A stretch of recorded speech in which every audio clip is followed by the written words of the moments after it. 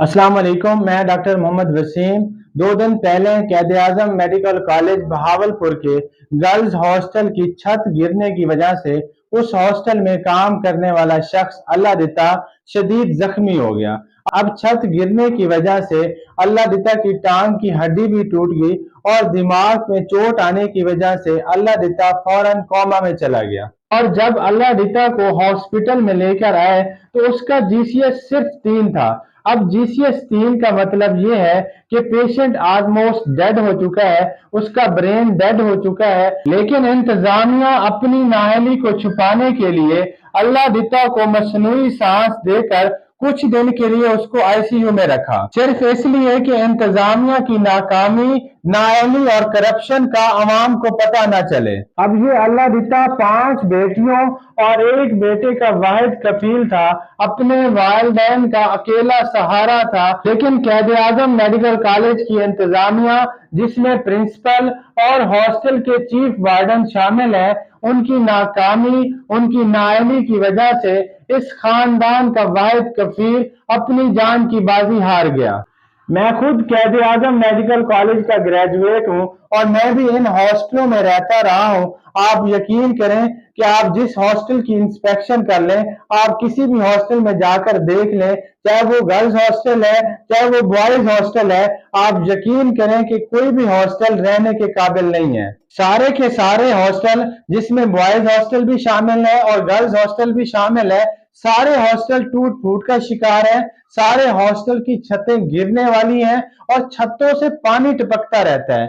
अगर आप in hostel में रात को सोएं तो सुबह उठकर आपको अपने ऊपर से सीमेंट के कंकर हटाने पड़ते हैं। अगर आप इन हॉस्टल के वॉशरूम्स की कंडीशन देखें तो वहां पे सफाई बिल्कुल नहीं की जाती और उनमें साफ पानी भी नहीं होता। अब इन हॉस्टल में पीने के लिए साफ पानी तो छोड़ें, साफ पानी नहाने के लिए भी नहीं मिलता। अब ये देखें कि इससे अच्छी बिल्डिंग और अच्छे वॉशरूम पाकिस्तान की जेलों में कैदियों के होंगे। ये ना हो कि आज अल्लाह दिता इन जालिम दरिंदों के जुल्म की वजह से अपनी जान की बाजी हार गया और कुछ दिन बाद बहुत बड़ा हादसा हो और अल्लाह ना करे बहुत सारे स्टूडेंट इसकी जद में आ जाए और बहुत सारी फैमिलीज अफेक्टेड हो, तो खुदारा आप इससे पहले होश के नाखन ले लें और इन दरिंदों के खिलाफ आवाज उठाएं।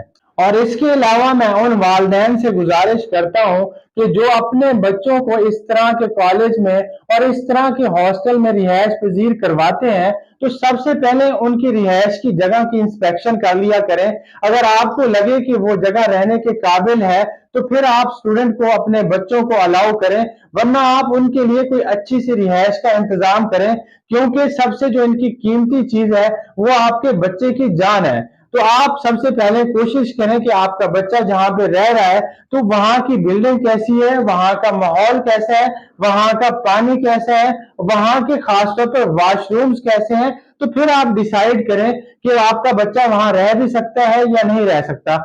आप हर साल जो अपने बच्चे की हॉस्टल की फीस पे करते हैं वो फीस आपके बच्चे की हॉस्टल की रेनोवेशन पे नहीं लगाते, बल्कि वो फीस और हुकूमत की तरफ से दिया गया बजट कॉलेज की इंतजामिया अपनी कॉलोनी की कोठियों की रेनोवेशन पे लगा देते हैं और अपने रूम्स को डेकोरेट करने के लिए उनको मेंटेन करने पे लगा देते हैं। और इसके अलावा करप्शन भी बहुत ज्यादा इन चीजों में करते हैं। और इसके अलावा मैं कैद आजम मेडिकल कॉलेज के स्टूडेंट को ये कहना चाहता हूँ कि ये आपका राइट है और आपको अपना राइट लेना आना चाहिए। शुक्र है आज आप वाईडीए बहावलपुर के साथ मिलकर स्टूडेंट अपना राइट लेने के लिए निकले हैं और मैं उम्मीद रखता हूं कि इंशाल्लाह अब आपको अपना हक मिलेगा। और इसके अलावा सीनियर डॉक्टर्स को भी चाहिए कि अपने इन छोटे भाइयों की सपोर्ट में खड़े हों और इंतजामिया में छुपे काले भेड़ियों को, जो बेईमानी का लिबादा ओढ़कर इस तरह की करप्शन कर रहे हैं, इस तरह की गफलत कर रहे हैं और इस तरह की लापरवाही कर रहे हैं, क्योंकि उनको इन बच्चों की जिंदगी की अहमियत का पता नहीं है। और मैं उम्मीद करता हूं कि ये मेरा मैसेज इतना आप ज्यादा फैलाएंगे कि इंतजामिया तक पहुंच जाएगा और वो ख्वाब गफलत से जाग जाएगी। हमारे चैनल पे आने का शुक्रिया। अपना ख्याल रखिएगा। अल्लाह हाफिज।